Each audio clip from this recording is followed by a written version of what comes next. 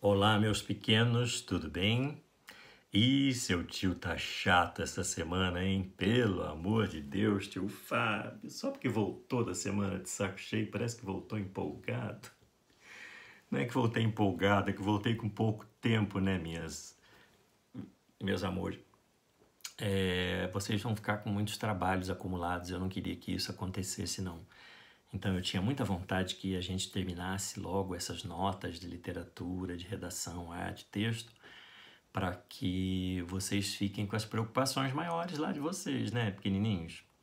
As químicas, as físicas, as matemáticas, que devem dar um pouco mais de trabalho para vocês. Para mim, nossa, a mim me deram muito trabalho. Eu achava muito difícil.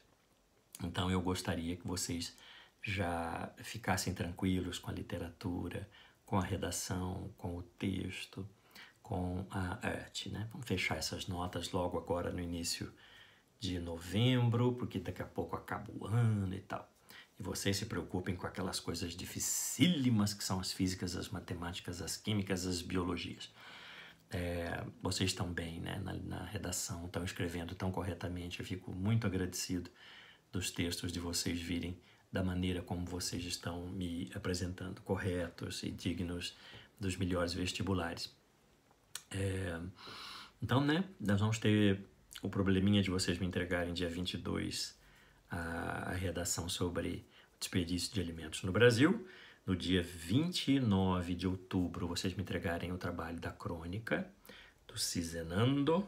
E hoje a gente começa a falar sobre a próxima redação que vocês vão me entregar.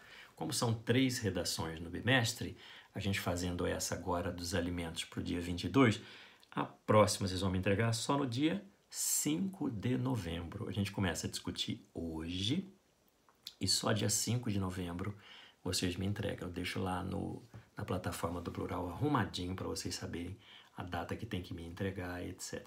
O velho esquema de sempre, né? Mandar para mim no meu e-mail, eu faço a correção, mando para vocês a resposta e vai ficar bacana. Tio Fábio, qual é o tema da vez? A gente vai falar sobre a família contemporânea e o que ela representa para a sociedade. Família, tio Fábio, que tema! Pois é, meus pequenos, a família é um tema bastante complicado na contemporaneidade, né? Porque o tema está pedindo para a gente falar sobre a família contemporânea. Amores, como é que a gente entende família? Vamos pensar num modo bem tradicional de família, né? A gente fala família, na cabeça da gente vem assim, o pai, a mãe, os filhos. Não é isso? E é exatamente isso que está num dos documentos mais importantes do mundo. O mais importante desse país. A Constituição Federal de 1988. Perceba que tão recentemente, né, que foi escrita a nossa Carta Magna, a Constituição Federal, a Constituição Brasileira, também chamada de Constituição Cidadã. Ela é tão recente, mas ela ainda carrega essa pecha de que família é o pai, a mãe e os filhos nascidos dessa união. E será que as nossas famílias são assim? Tio Fábio, não. Minha mãe se separou, casou com outro rapaz. Meu pai também se casou com uma outra moça. Eu moro um tempo com a minha mãe e com o meu padrasto, e moro um tempo com meu pai e com a minha madrasta. Ela já tinha um filho que ela trouxe do casamento dela. Ok? Então aí a gente já começa a perceber que a família já não é mais o pai, a mãe e o filho.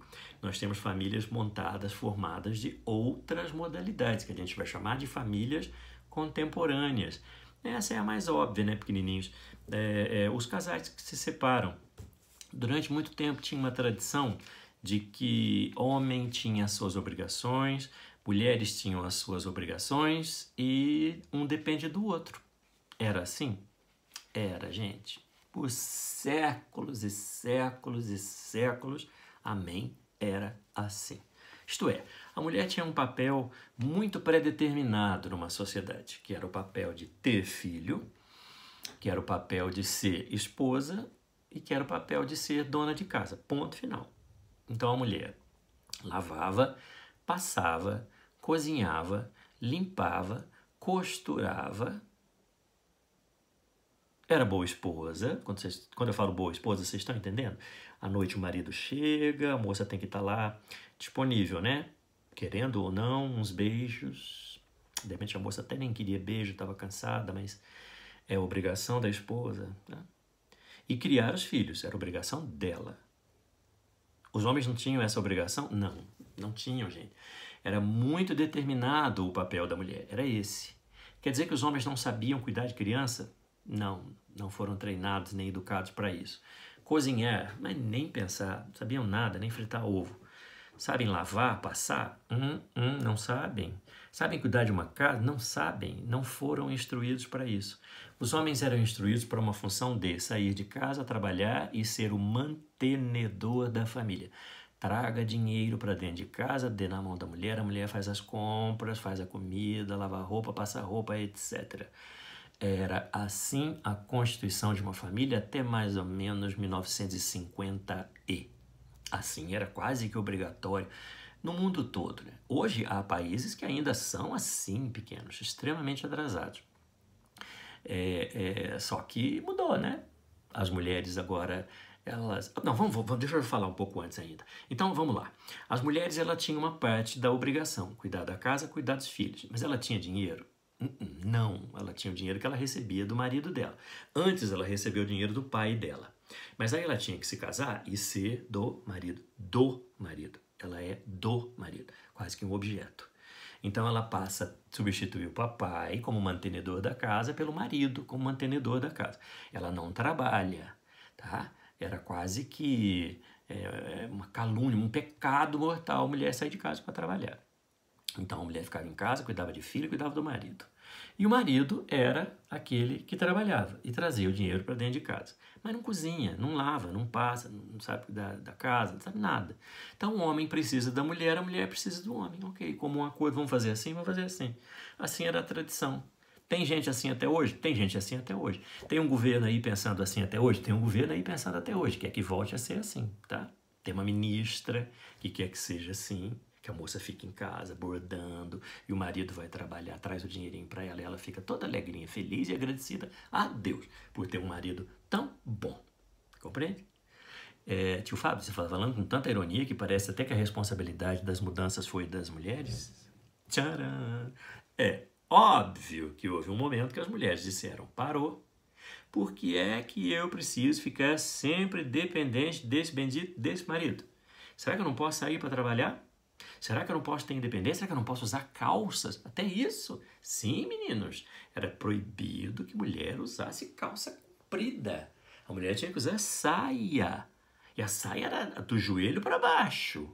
Senão era chamada de nomes na rua. Compreende? Mas as mulheres revolucionaram. As mulheres, em determinado momento, disseram assim, eu quero meu espaço. Eu quero trabalhar, eu não quero só ficar dentro de casa, eu quero ter meu dinheiro, eu quero viajar, eu quero conhecer outros homens que não apenas o meu marido. Eu quero ter prazer, eu quero viver, quero ser livre. Licença, posso? Claro que pode, mas era preciso, antes desse poder, uma revolução. E o seu tio considera uma enorme revolução na vida feminina, uma data que eu adoraria que vocês guardassem sempre, 1960. Com um comprimidinho, pequenininho, que resolveu muito a revolução feminina. A pílula anticoncepcional. Então não era todas as vezes que a mulher transasse que ela corria o risco de engravidar. Compreende? Então, de repente, a mulher passa a ser dona do seu próprio corpo. Ela poderia definir se ela quer ter filho, se ela não quer ter filho, se ela quer esperar um pouco, se ela quer trabalhar primeiro, depois ter filho. Mas ela não quer deixar de ter prazer, de amar. Então ela poderia fazer sexo, amar, namorar, sem precisar obrigatoriamente ter filho. Então ela pensou, agora eu vou trabalhar, agora eu vou estudar, agora eu vou realizar um monte de sonhos que eu tenho, depois eu vou escolher um camarada muito bacana para eu me casar e para eu poder ter filhos com ele, se por acaso eu quiser, e ele também. Nós vamos entrar em comum acordo. As mulheres deram de 10, fizeram uma enorme de uma revolução. E nós, homens, tivemos que aprender. Tivemos que entender que as mulheres têm esse direito, devem ter esse direito e ter o mesmo poder. Equidade. O poder do mesmo jeitinho. As potências dos desejos. A gente está falando de direitos humanos, viu, pequenininhos? equidades, né? A gente tem que deixar todo mundo saindo da mesma linha de saída para a linha de chegada. O homem está aqui, a mulher está aqui junto. E os dois vão equitariamente batalhar por um espaço nesse mundo. Começando a conversa, daqui a pouco a gente termina. Até a próxima aula.